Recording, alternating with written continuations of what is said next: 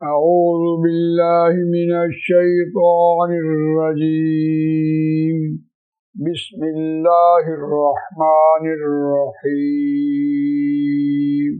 الحج أشهر معلومات فمن فرض فيهن الحج فلا رفث ولا فسوق ولا جدال في الحج وما تفعلوا من خير يعلمه الله وتزودوا فإن خير الزاد التقوى واتقوني يا أولي الألباب آمنت بالله صدق الله العظيم رب اشرح لي صدري ويسر لي أمري واحلل عقدة من لساني يفقهوا قولي اللهم أرنا الحق حقا وارزقنا اتباعه وَأَرِنَا الْبَاطِلَ بَاطِلًا وَارْزُقْنَا اجْتِنَابَهُ آمین یا رب العالمین۔ دوستو اور بزرگوں، سورہ بقرہ آیت نمبر 197 آپ کے سامنے تلاوت کی ہے، اور یہ دوسرے پارے کا 9واں رکوع یہاں سے شروع ہو رہا ہے۔ مضمون کے اعتبار سے یہ حج کے مناسک، حج کے طریقے کرنے کا، حج کو ادا کرنے کے طریقے بتائے جا رہے ہیں، اور اس کی بڑی وجہ یہ بھی ہے کہ یہ مضمون چلا تھا یسألونک عن الأہلہ، کہ اے نبی صلی اللہ علیہ وسلم یہ آپ سے چاند کے بارے میں پوچھتے، تو وہاں سے پھر عمرے کی بات آئی۔ نبی اکرم صلی اللہ علیہ وسلم نے عمرہ کرنے جانا تھا، 1400 صحابہ کو ساتھ لے کر عمرے کے لیے چلے گئے۔ اب مکے سے نکالے گئے تھے اور انہوں نے ان کو باہر ہی روک لیا۔ اب شروع ہو گیا میدان جنگ کا، جنگ کیسے کریں، تو اس کے احکامات آئے، اور اس کے بعد جب ان کو اجازت مل گئی کہ بھئی اب تم نے عمرہ کرنا ہے اگلے سال، تو اس کے احکامات سارے حج کے اور عمرے کے اس رکوع میں بیان ہو رہے ہیں۔ تو ہم مضمون دیکھتے ہیں اور آیات کا ترجمہ سنتے ہیں۔ الحج اشہر معلومات، حج معلوم مہینوں کا ہے۔ اگر ہم یہ کہیں کہ حج کے مہینے معلوم ہیں تو وہ ترجمہ غلط ہوگا۔ الحج مبتدا ہے اور آگے خبر بنی ہوئی ہے، مرکب توصیفی بطور خبر ہے، اور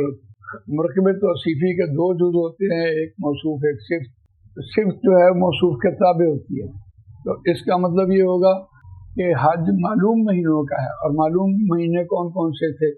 ذی کا، ذی الحج اور محرم، یہ 3 مہینے حرمت کے مہینے۔ ایک چوتھا مہینہ رجب کا مہینہ تھا، تاکہ حاجیوں کے لیے مکے والے لوگ راشن لے کر آ جائیں، مکے میں جمع کر لیں۔ تو یہ 4 مہینے حرمت کے تھے، اور یہی فکس تھے، گرمی ہو یا سردی ہو، گردش زمانہ سے کوئی بھی مہینہ آ جائے تو وہ اس میں حج کرنا ہے۔ اب گرمیوں کے مہینے میں حج آ گیا تو ظاہر بات ہے اب مکے والے لوگوں کو اس کی پریشانی بھی ہے کہ ایک طرف تو فصل پکی ہوئی ہے، دوسری طرف گرمی اتنی زیادہ ہے، تو وہ اس کو یہ اپنی طرف سے ایک مہینہ بدل لیں، یعنی سردیوں کے دنوں میں وہ حج کر لیں۔ تو اس لیے یہ الحج اشہر معلومات کا جملہ لکھا گیا ہے۔ حج معلوم مہینوں کا، تم مہینوں کو بدل نہیں سکتے۔ اس مضمون کو قرآن مجید سورہ توبہ میں لے کے آیا، اور وہ بھی آیت نمبر 37 ہے سورہ توبہ کی۔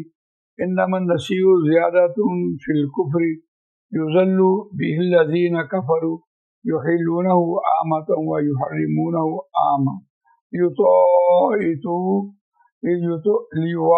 لیواطئوا عدۃ ما حرم اللہ فیحلوا ما حرم اللہ زین لهم الشیطان اعمالہم واللہ لا یہدی القوم الکافرین۔ یہ تو مزین کی یہ بات ان کے دلوں میں شیطان نے مزین کر کے خوبصورت کر کے ڈال دیا تاکہ مہینوں کو آگے پیچھے کر لو۔ تو مہینے تو فکس ہیں، اللہ تعالیٰ نے 12 مہینے بنائے ہیں اور 7 دن بنائے، وہ فکس ہیں۔ تو اس رکوع میں خاص طور پر ایک تو آپ نے حج کیسے کرنا ہے اس کے طریقے بیان ہو رہے ہیں، اور بات یہاں سے شروع ہو رہی ہے۔ الحج اشہر معلومات، روان ترجمہ سنتے ہیں تو پھر بات سمجھ آتی ہے۔ حج کے مہینے معلوم مہینے ہیں۔ فمن فرض فیہن الحج فلا رفث ولا فسوق ولا جدال فی الحج، اور جس کسی نے ان مہینوں میں حج کا ارادہ کیا، بس نہ کوئی عورتوں سے رغبت کرنا ہے اور نہ کسی قسم کی کوئی نافرمانی کرنی ہے، اللہ کے احکامات کو نہیں توڑنا، ولا جدالہ، اور ایک دوسرے سے جنگ و جدل نہیں کرنی، فی الحج، حج کے ایام میں آپ نے احرام باندھ لیا تو آپ کے اوپر یہ پابندیاں لگ گئی۔ وما تفعلوا من خیر یعلم اللہ، اور جو تم کرو گے خیر میں سے، بلائی میں سے، نیکی میں سے، ایک دوسرے کی مدد کرو گے، ایک دوسرے کا سامان اٹھا کے لے کے جاؤ گے، ایک دوسرے کے ساتھ اخلاق سے بات کرو گے، ایک دوسرے کے آرام کا لحاظ رکھو گے، یعلم اللہ، تو اللہ اسے جانتا ہے کہ اللہ تعالیٰ آپ کی چھوٹی چھوٹی نیکی کو جانتا ہے جب سے آپ نے احرام کی نیت کا باندھ لی ہے اور آپ ایک دوسرے کے لیے حلیم ہو گئے ہیں، بردبار ہو گئے ہیں، تحمل والے ہو گئے ہیں، برداشت کرنے والے ہو گئے ہیں۔ وَتَزَوَّدُوا فَإِنَّ خَيْرَ الزَّادِ التَّقْوَىٰ، بس زاد راہ لے لیا کرو، بس بے شک بہترین زاد راہ جو ہے وہ تقویٰ ہے، پرہیزگاری ہے، اللہ کا خوف ہے دل میں۔ یہ ایسا ہوتا ہے اور آج بھی ہوتا رہا، اس وقت بھی ہوتا رہا کہ کوئی آدمی سائیکل پہ حج کرنے کے لیے چلا جا رہا ہے، کوئی آدمی پیدل ہی حج کرنے کے لیے چلا جا رہا ہے اور اپنے نام کے ساتھ اور ہار ہور پہن لیے اور جاتا رہا، راستے میں بھیک مانگتا رہا، اور کوئی آدمی اپنے تجارت کے لیے اس نے حجام کا سامان اپنے ساتھ رکھا ہوا ہے، جہاں بھی بیٹھا حجامت کی اور پھر آگے چل پڑا اور نام لیا ہوا ہے کہ حج کے لیے جا رہا ہوں، اور کوئی ایسا بھی ہے کہ خیرات مانگتے جا رہا ہوتا ہے۔ تو ان باتوں کی نفی کی جا رہی ہے کہ آپ نے حج کے لیے جانا ہے تو آپ نے اللہ کا خوف ہو دل میں، تو یہ بہترین تقویٰ ہے کہ اللہ تعالیٰ میرے ہر عمل کو پسند کرے، ہم سے ناراض نہ ہو جائے اور ہم کسی انسان کو تکلیف نہ دے۔